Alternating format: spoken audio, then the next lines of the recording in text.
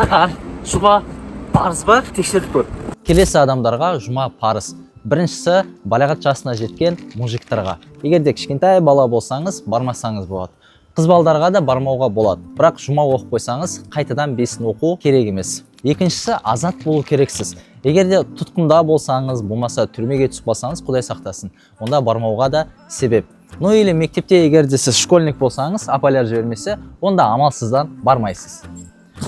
Және де үшіншісі тұрғылықты болу керексіз. Егер де сіз жолаушы болсаңыз, онда бармасаңыз да болады, сізге рұқсат.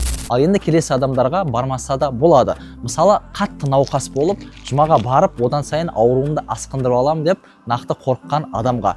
Болмаса, қатты ауру болған адамға қараш жүрген адам. Болмаса, хирург болса, маңызды операция жасап жатқан. Оған да бармаса болады. Көз жанарынан айырылған адам өздігімен мешітке бара алмаса, оған да парыз емес. Мүгедек адамдарға да бармауға болады.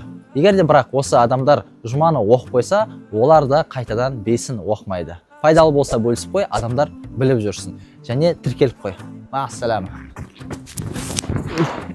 Ой.